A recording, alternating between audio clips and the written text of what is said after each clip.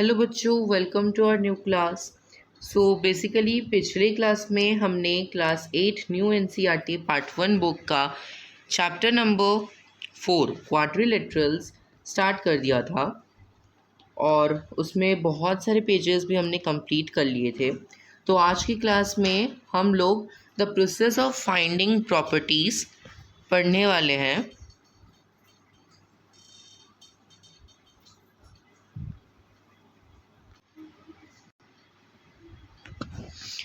As we have been seeing from lower grades, properties of geometric objects such as parallel lines, angles, or triangles can be deduced through geometric reasoning.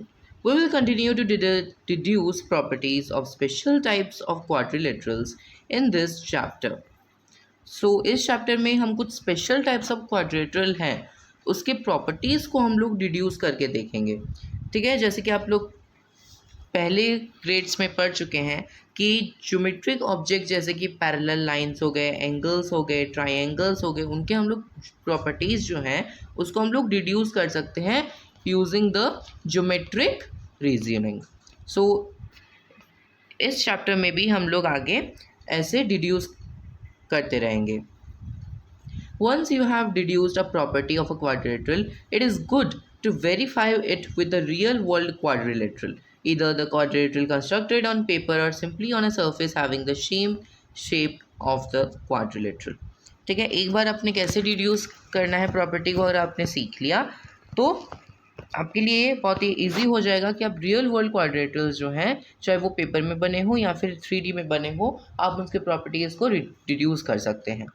If you are not able to figure it out, the property using deduction, you could experiment by taking real world quadrilaterals and observing the property through measurement. अगर आपको ये नहीं आता है तो आप direct real world quadrilaterals को observe कर सकते हैं और मेजरमेंट के थ्रू उनकी प्रॉपर्टीज़ को डिड्यूस कर सकते हैं।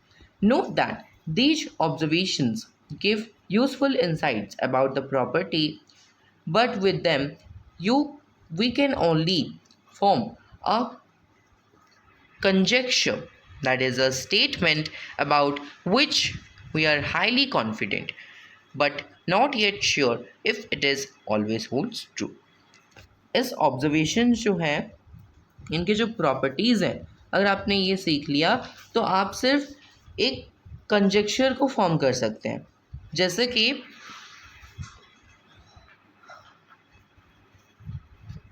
फॉर एग्जाम्पल में हम लोग ले लेते हैं constructing a few rectangles and observing through measurement that their diagonals bisect each other does not necessarily means that this will always be the case.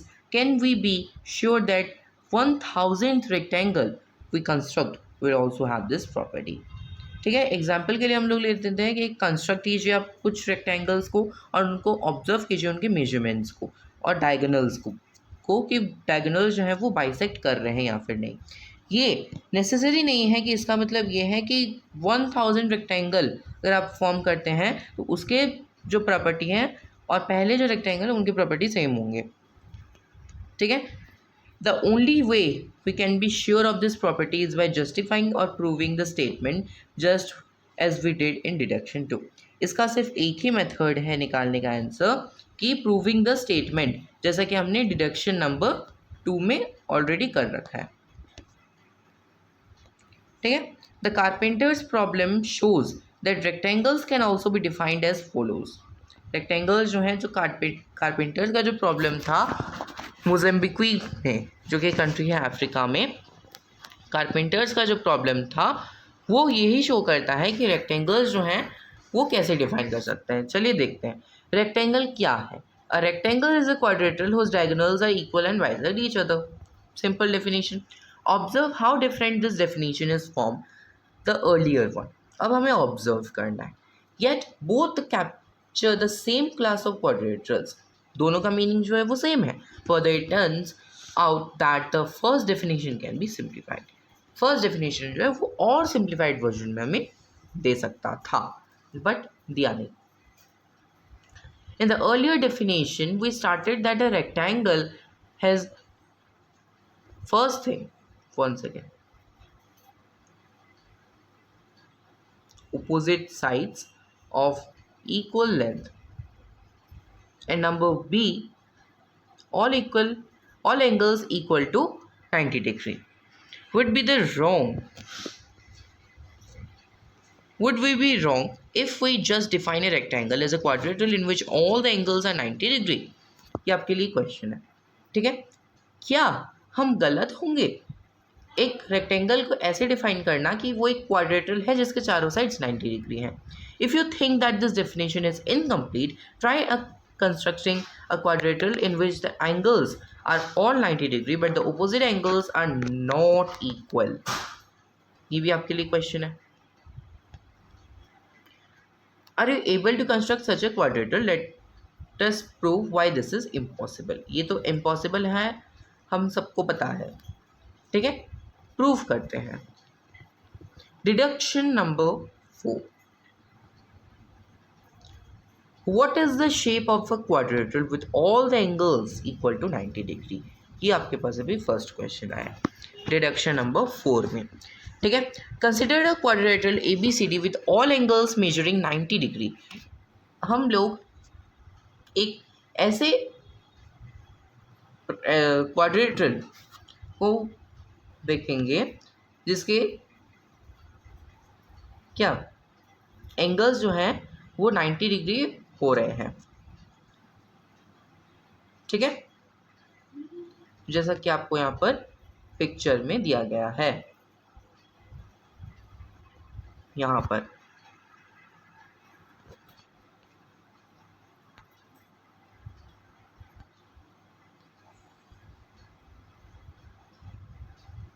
Okay.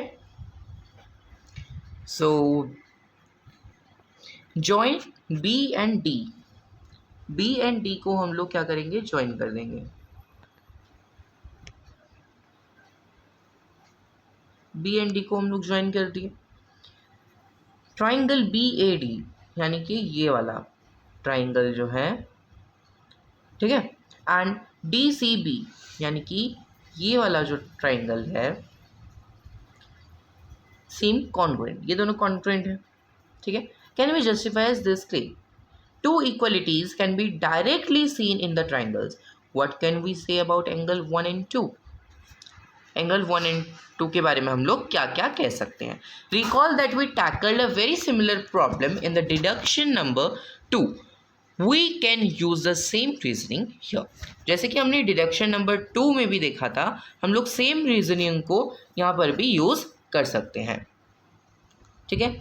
देखिए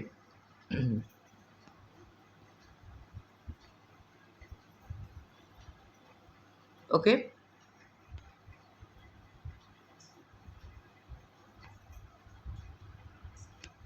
here you can see ABCD. This is a quadrilateral also known as rectangle, and ABCD, this is the same quadrilateral or rectangle, whatever you can say, ठीक है?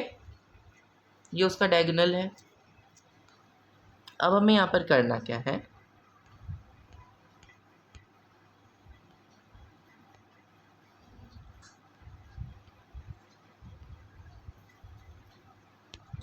यहाँ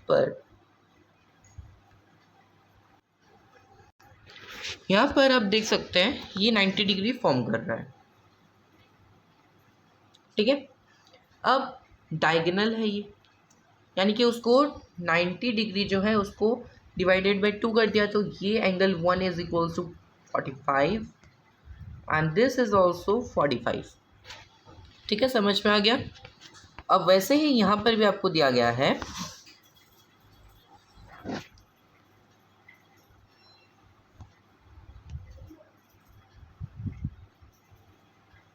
ठीक है, angle 3 और angle 2 plus अगर हम लोग कर देंगे 90 डिग्री तो ये 180 डिग्री बन जाएगा. कैसे? देखिए ये एक ट्राइंगल है और हमें ये पता है that the sum of all the angles of a triangle is always 180 180 degree, ठीक है, 180 डिग्रीज ही फॉर्म होगा। अब यहाँ पर हमें ये दो एंगल्स के वैल्यूज़ नहीं दिए हैं, बट और यहाँ पर भी नहीं ही दिया है, लेकिन एक्चुअल में ये दिया है। देखिए ये जो सिंबल है ये रिप्रेजेंट करता है 90 डिग्री को, यानी कि ये जो एंगल है इसका जो वैल्यू है वो 90 डिग्री होगा, ठीक है। अब हम लोग क्या करेंगे, 90/2 कर देंगे, सॉरी यस 90/2 करेंगे तो 45 निकलेगा। सो ये एंगल और ये एंगल 45 डिग्रीज का होगा, और यहाँ पर एंगल 1 और 2 भी तो सेम ही है।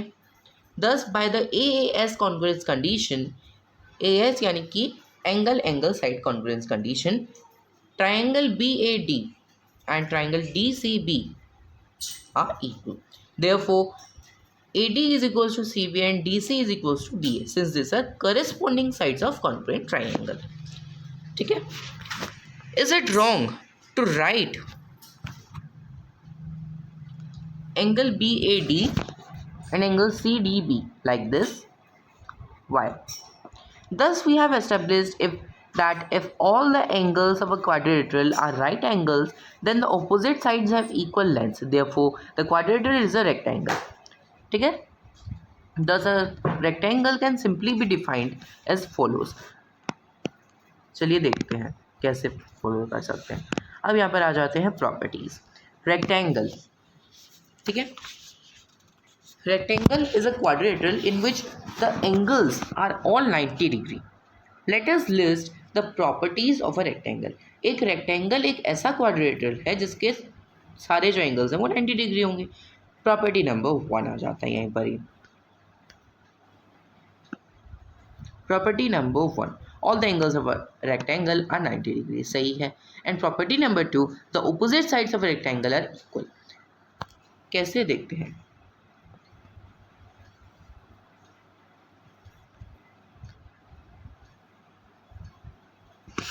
देखिए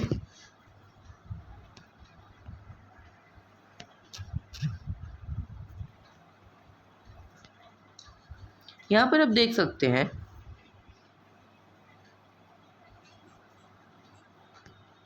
हमें यहाँ पर क्वेश्चन में दिया गया है, are the opposite sides of a rectangle parallel. Opposite sides of a rectangle equal है, हमें ये मालूम है, लेकिन क्या वो पैरेलल भी है? ठीक है, देखिए they define seam so.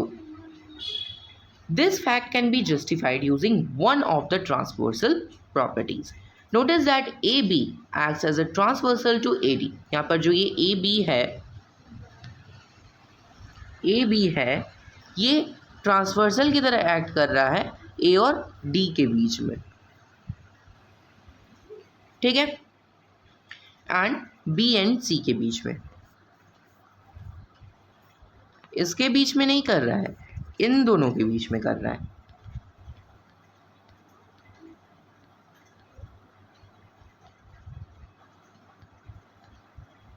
ठीक है, notice that angle A plus angle B,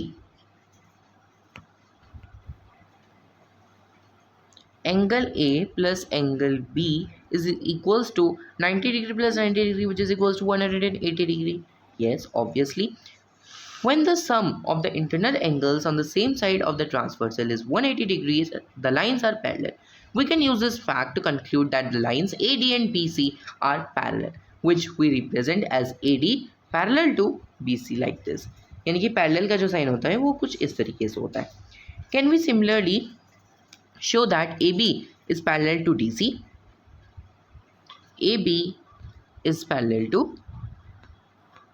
CD और DC, ठीक है, समझ में आ गया।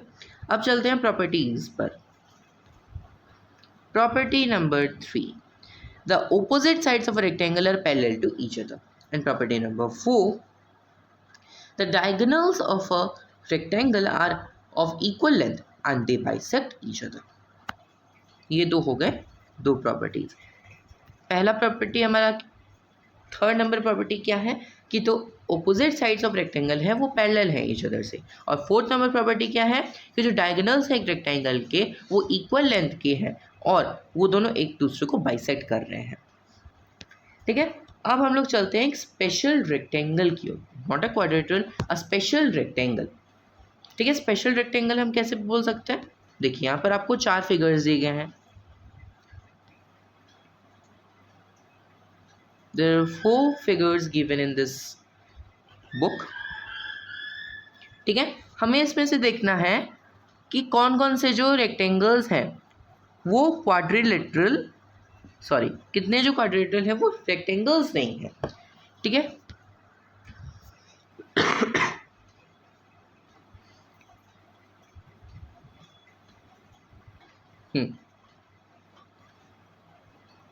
नंबर 1 रेक्टेंगल है, नंबर 2 भी रेक्टेंगल है, नंबर 3 भी रेक्टेंगल है और नंबर 4 भी रेक्टेंगल है।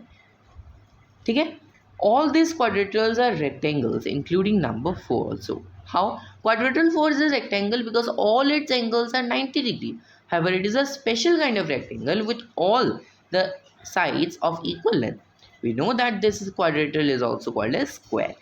ठीक है, हम में से बहुत सारे अभी जितने भी बच्चे हैं वो सोच रहे होंगे कि नंबर 1, 2 और 3 जो हैं वो तो क्वाड्रिलेटरल हैं, रेक्टेंगल्स हैं, लेकिन नंबर 4 जो है वो क्वाड्रेटल नहीं है, but they are also wrong, ये क्वाड्रेटल है।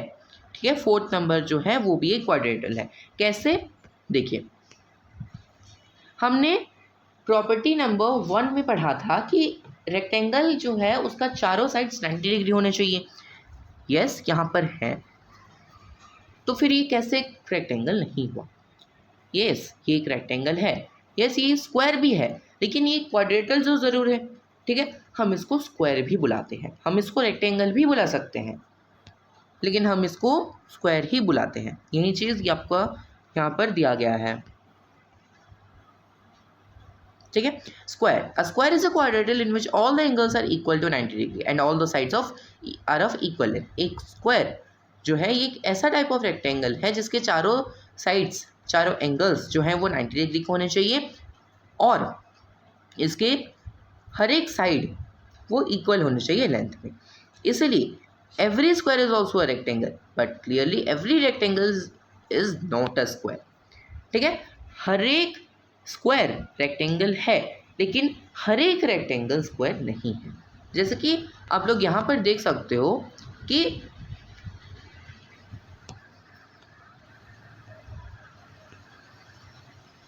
यहाँ पर आप देख सकते हैं ये जो फर्स्ट 3 रेक्टेंगल्स हैं, क्या ये आपको स्क्वायर लग रहे हैं?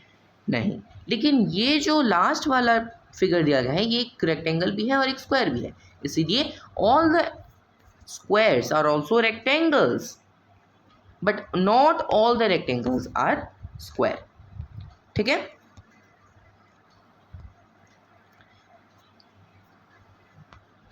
अब देखिए, I am an Indian and I am a Malayali. Wait, which one of them are you? An Indian or a Malayali? How can you be both? यहाँ पर 2 जने का कन्वर्सेशन हो रहा है। ये जो पर्सन है ये बोल रहा है कि मैं एक इंडियन भी हूँ और मलयाली भी हूँ। ठीक है, और ये जो सेकंड वाला जो पर्सन है ये उनसे पूछ रहा है कि एक सेकंड, ठीक है, लेकिन एक सेकंड, तुम एक इंडियन और मलयाली 2 लोग कैसे हो सकते हो? तुम तो कोई एक हो सकते हो ना। लेकिन शायद इस दूसरे पर्सन यानी कि जो कि एलियन है उसको नहीं पता कि इंडिया में ही मलयाली बोली जाती है। तो अगर कोई पर्सन महाराष्ट्र से बिलोंग करता है तो वो इंडियन के साथ साथ मराठी भी होगा।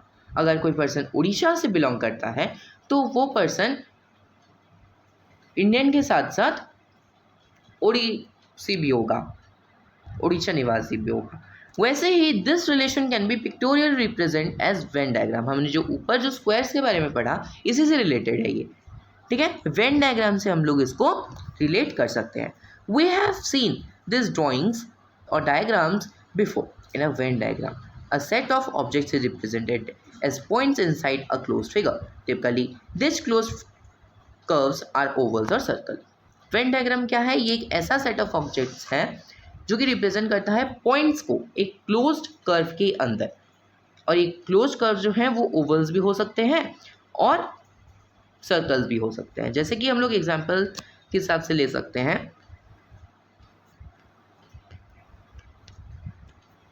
देखिए हमें क्लियरली दिख रहा है कि ये एक स्क्वायर है, सॉरी सर्कल है, लेकिन यहाँ पर जो हर एक पॉइंट, हर एक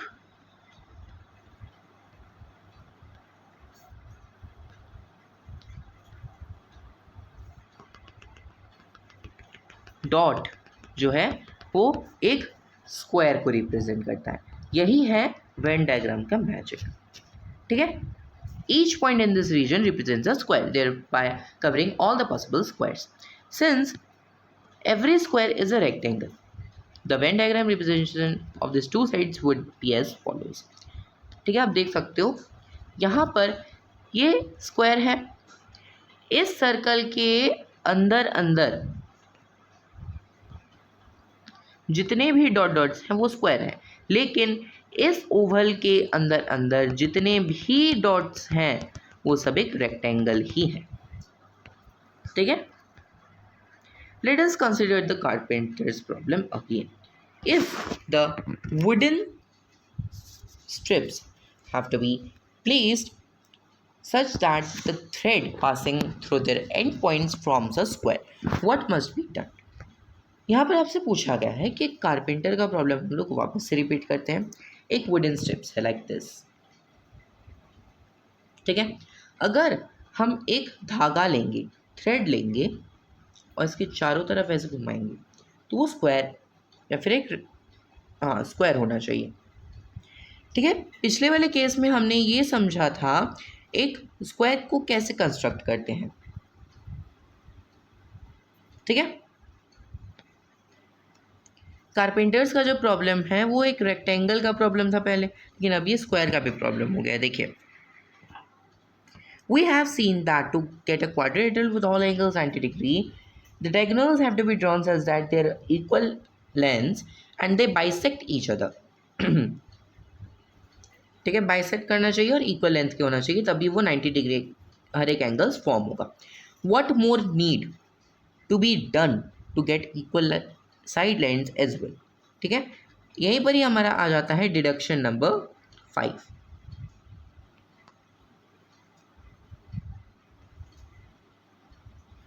What should be the angle formed by the diagonals of a quadrilateral?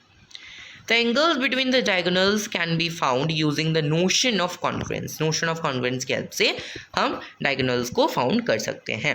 Suppose we join the equal diagonals such that they bisect each other and result in a square. ठीक है, suppose हमने join किया diagonals of equal diagonals को हमने join किया और देखा कि वो लोग bisect कर रहे हैं each other को, as resulting in a square like this.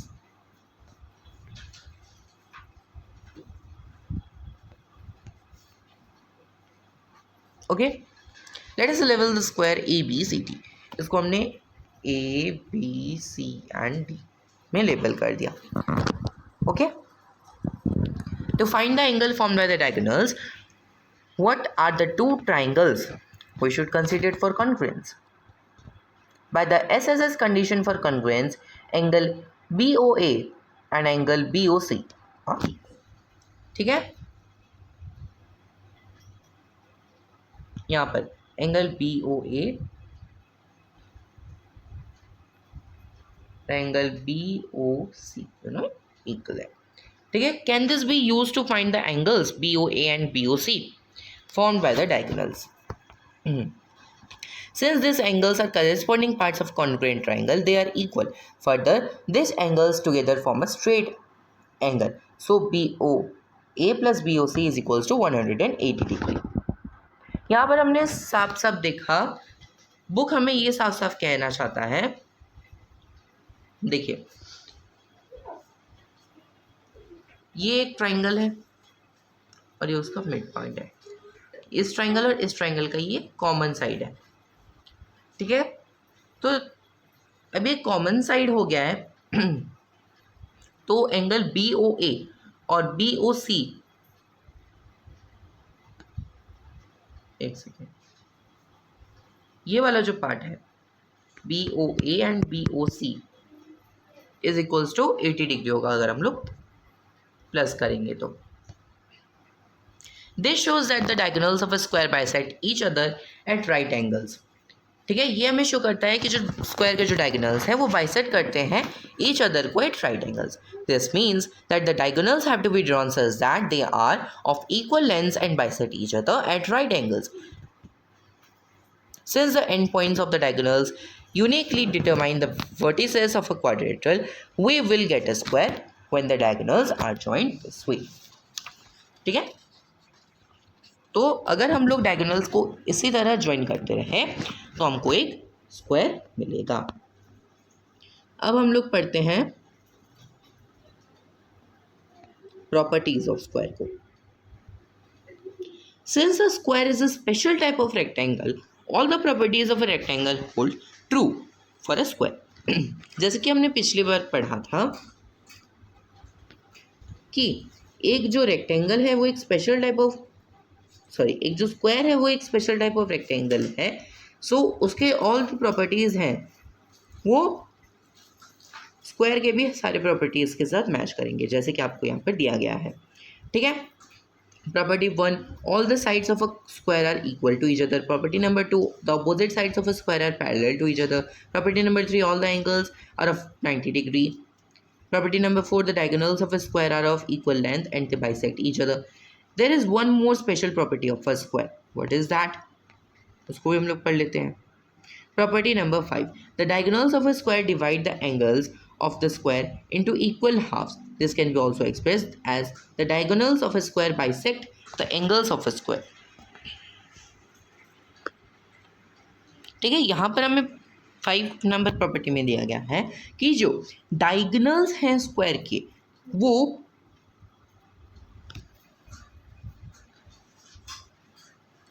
Square के जो एंगल्स हैं उसको भी बाइसेक्ट कर रहे हैं। ठीक है, यानी कि यहाँ पर ये 90 डिग्री फॉर्म कर रहा है, यहाँ पर भी ये 90 डिग्री फॉर्म कर रहा है, लेकिन जैसे कि हमने ये डायगोनल्स को काट दिया तो ये डिवाइड कर दे रहा है इन दोनों को 45 में। ठीक है, समझ में आ गया। वैसे ही ये प्रॉपर्टीज़ में भी और कुछ भी नहीं है, जैसा कि हमने रेक्टेंगल का पढ़ा था, ये भी प्रॉपर्टी सब कुछ सेम ही है। सो बेटा आज की क्लास के लिए बस इतना ही। मिलते हैं आपको नेक्स्ट क्लास में फिगर इट आउट के साथ of this chapter, first figure it out. ठीक है, तो वो वीडियो भी देखना मत भूलिएगा। अगर आपने मैथ्स बाय प्रतीक हमारे चैनल को सब्सक्राइब नहीं किया है तो जल्दी से कर दीजिए, बेल आइकन भी ऑन कर दीजिएगा। That's all for today, thank you.